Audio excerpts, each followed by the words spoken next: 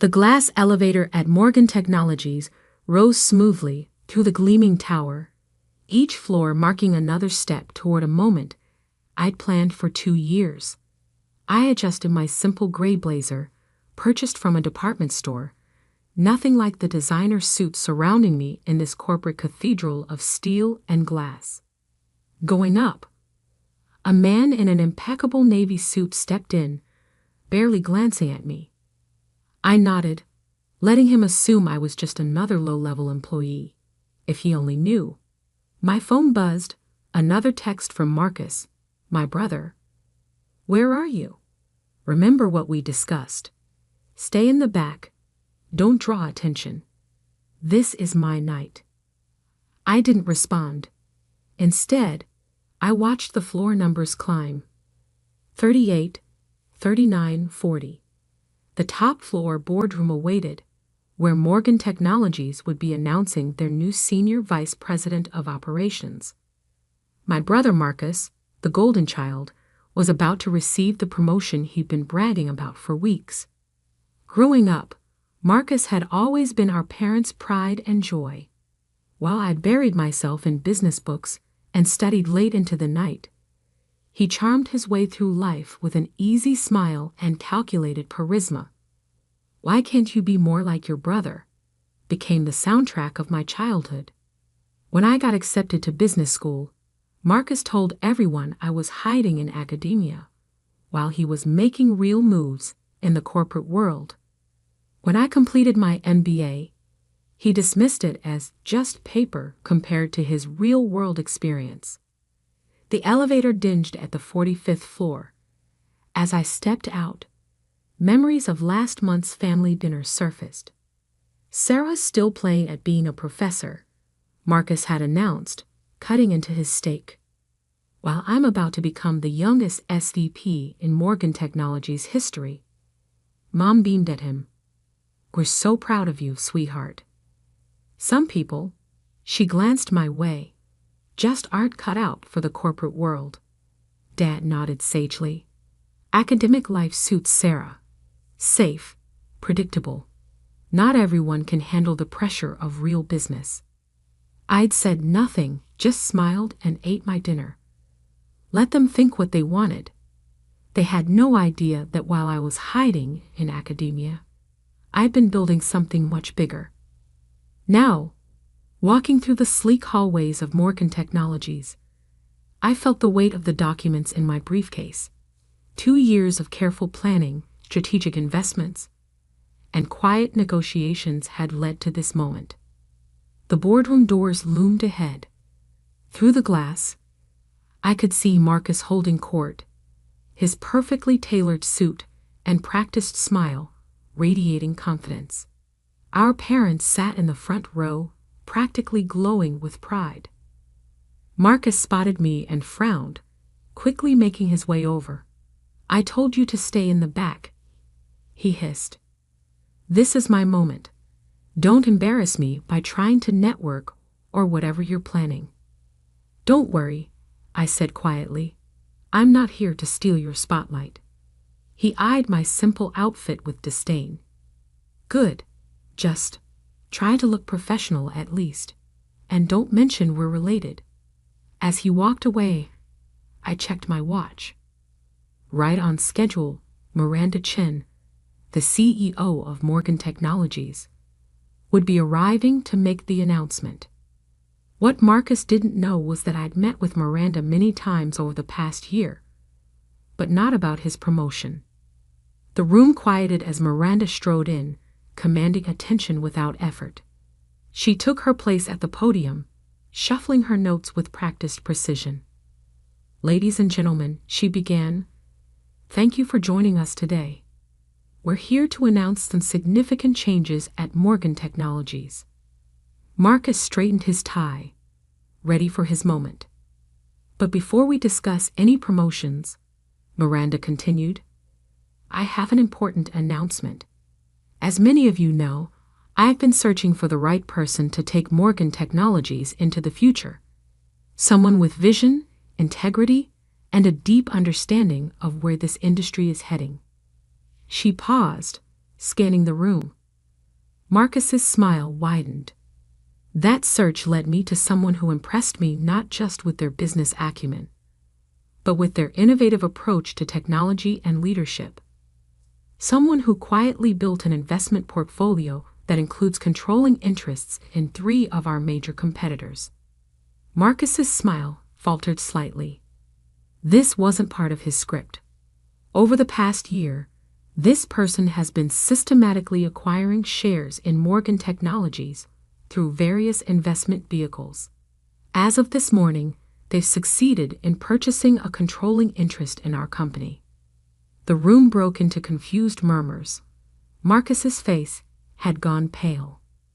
"Ladies and gentlemen," Miranda said, "please join me in welcoming the new owner and CEO of Morgan Technologies."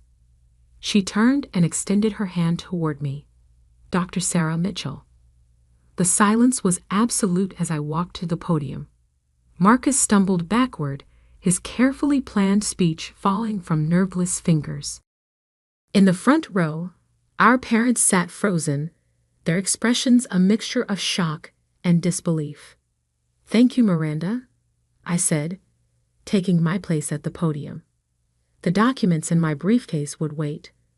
Right now, I had a company to address, and a lifetime of underestimation to correct. The boardroom remained frozen in shocked silence as I stood at the podium.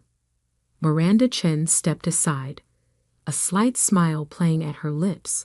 She had kept our secret well, understanding exactly why this moment needed to happen exactly this way. "Before we continue," I said, my voice steady, "I believe congratulations are in order. Marcus, would you join me up here?"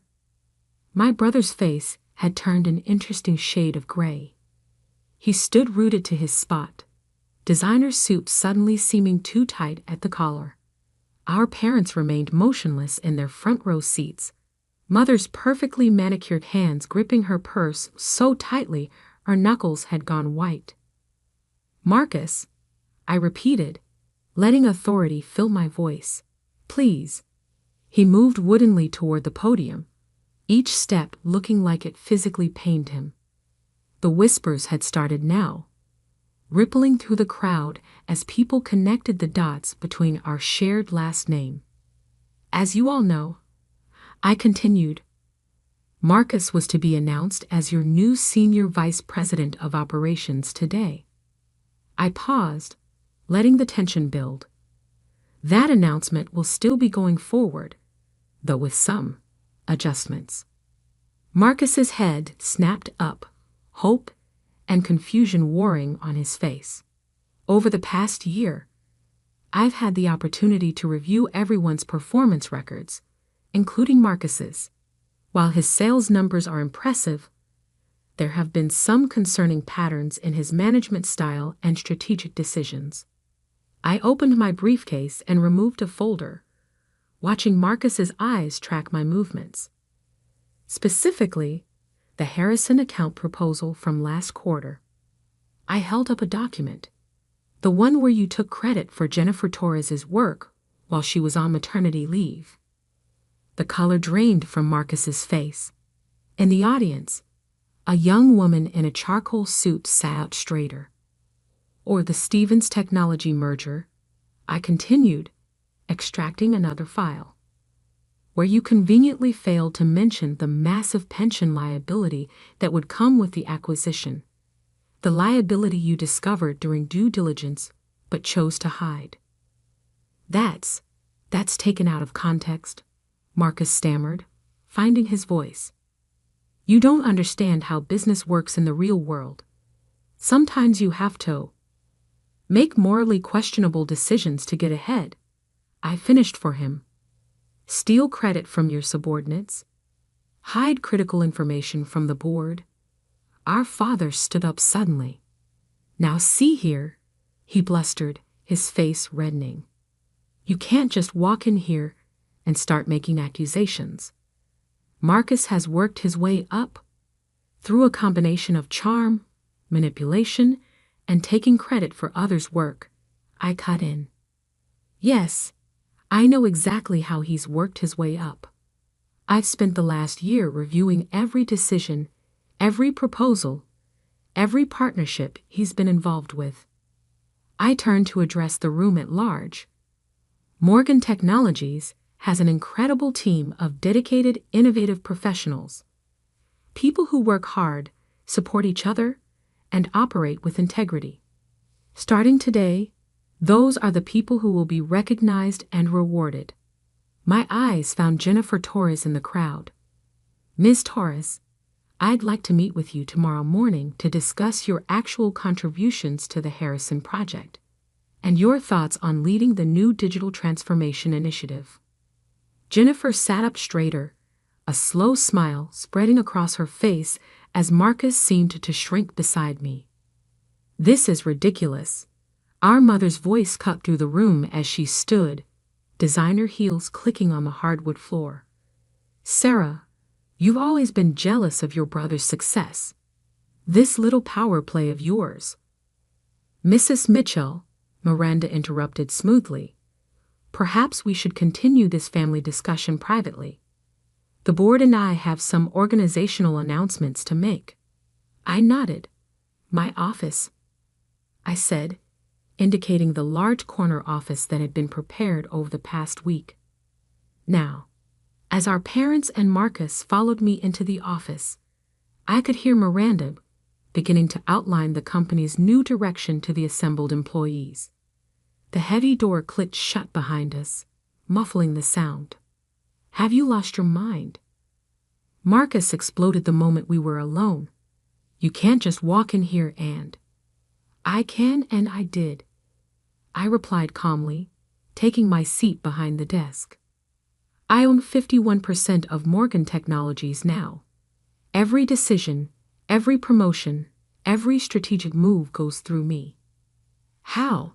Our father demanded. Where did you get that kind of money? This company is worth billions. I leaned back in my chair. Remember that silly little consulting firm I started during my hiding in academia phase? Turns out there's good money in helping tech companies optimize their operations and identify acquisition targets. I smiled. Very good money, when you do it right. But you live in that tiny apartment. Our mother protested. You drive a used car. You shop at department stores. Because I was investing everything into building something bigger, I opened my laptop. Now let's discuss Marcus's new position. New position? Marcus sputtered.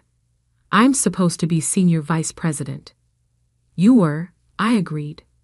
But given the pattern of ethical violations I've uncovered, that's no longer appropriate. I pulled up a document on my screen.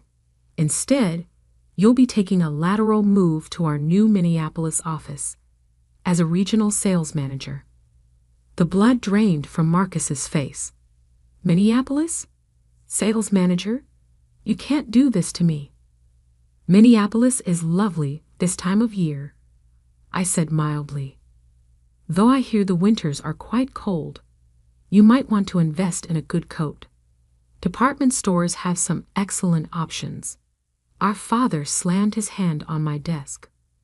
This is outrageous. We'll fight this. The board won't stand for.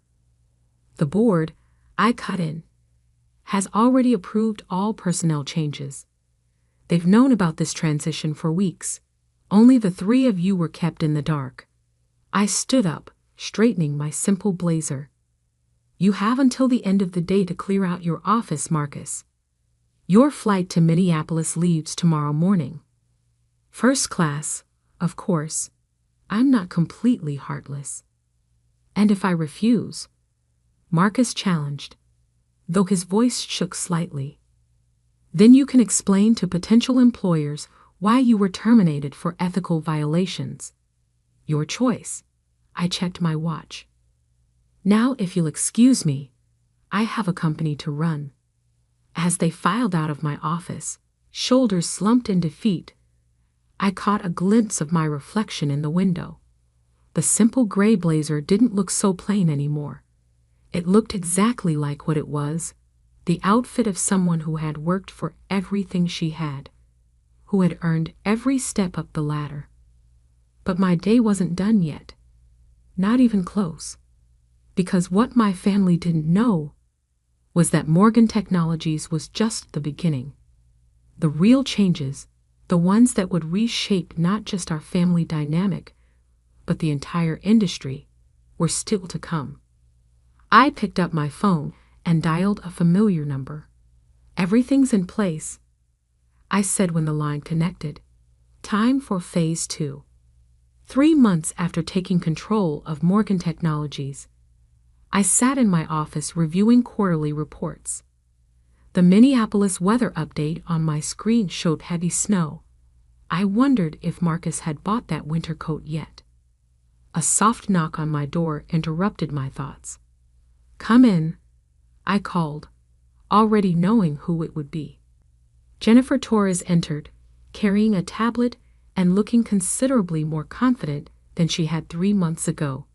As the new head of digital transformation, she'd already implemented changes that had increased efficiency by 30%.